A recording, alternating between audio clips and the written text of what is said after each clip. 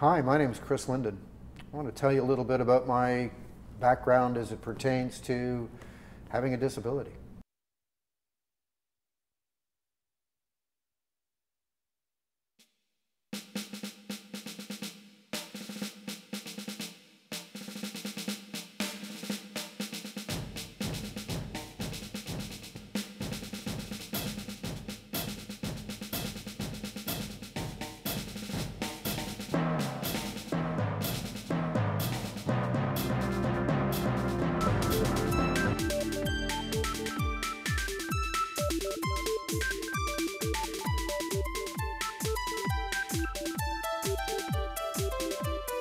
From the age of 12, I wanted to be a drummer.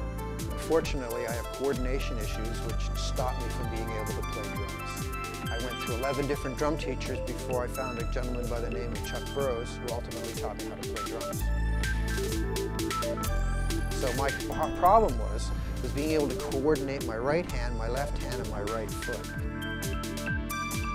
Basically, what I was challenged with is being able to do something like this. So, 1 and 2 and 3 and 4 and 1 and 2 and 3 and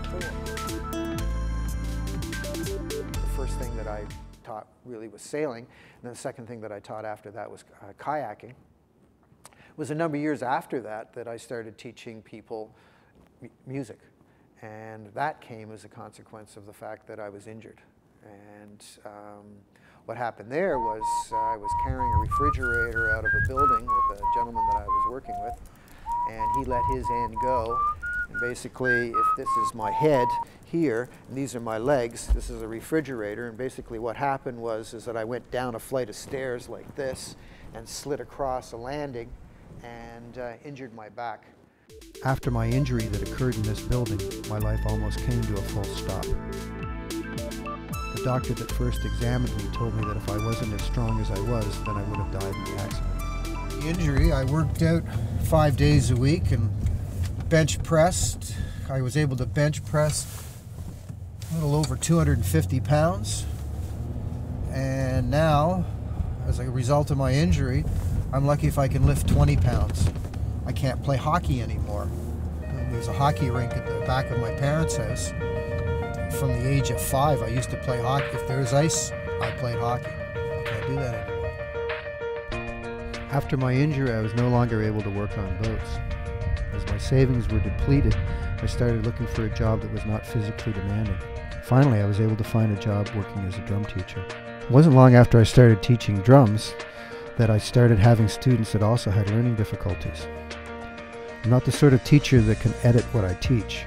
If I felt that a student would benefit from my knowledge and experience dealing with learning issues, I would assist them to help them improve their marks at school. The first physically disabled student that I worked with was not able to grasp drumsticks with his hands. I modified a wrist protector used by inline skaters to enable him to hold the drumstick. Over time, I used the skills that I had acquired restoring boats and the knowledge gained taking the machinist program at Algonquin College to fashion adaptive equipment for disabled students. I was doing volunteer work through Algonquin College and decided to pick hand drumming and found Chris Linden.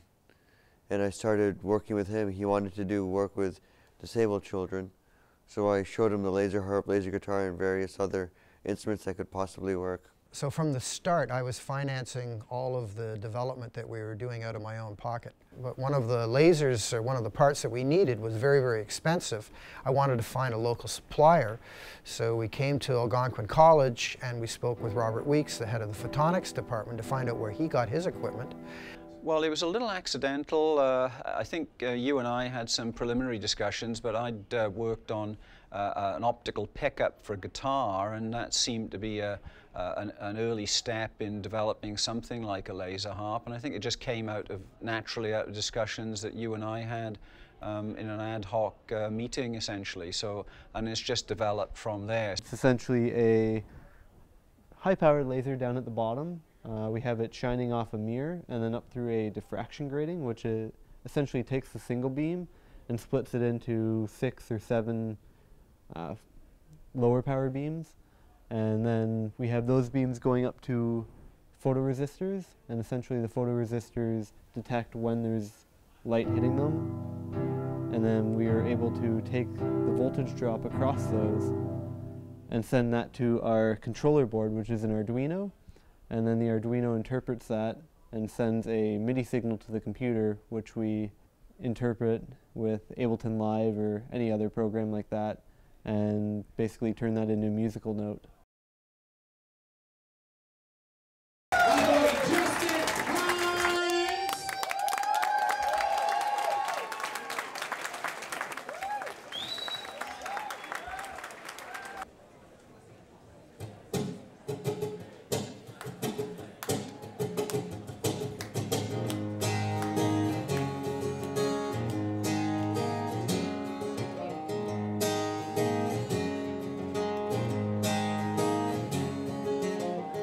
It's sweet and nothings, they couldn't last. They were bound to feel like the colors of the past. It is very difficult to become successful in the music business.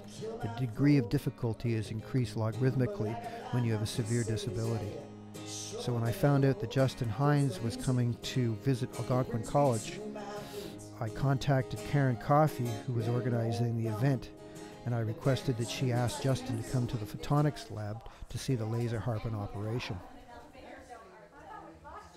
The beam is split up down here. This is actually a blue laser, but we've used a green, very high power green laser, so you can actually see the beams a bit. It's a little more dangerous to work with from that point of view. So what this one will eventually just have power levels that are eye safe. It'll be like 2 milli. If you can get in a bit to it there. We haven't got a brilliantly well set up, and one of the problems is that Just touching this one doesn't do anything.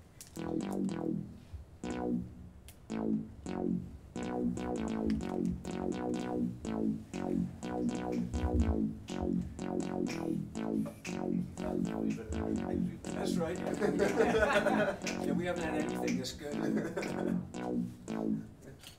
That's wild. That is way too cool. I love it. That is wild. That's awesome. Very innovative, guys. It's revolutionary, actually. It's, Thank you. It's pretty incredible. It's funny because growing up, I always wanted to play the guitar, but I had obviously limitations. So piano was kind of my default, but it'd be amazing to. That'd be amazing. I'm in. Yeah, That's great. Thanks so much. The harp is still a work in progress. We hope to have an operational model by 2012. Music self-played is happiness self-made. And as long as I have a breath, I'm going to assist those people that have never had the opportunity to make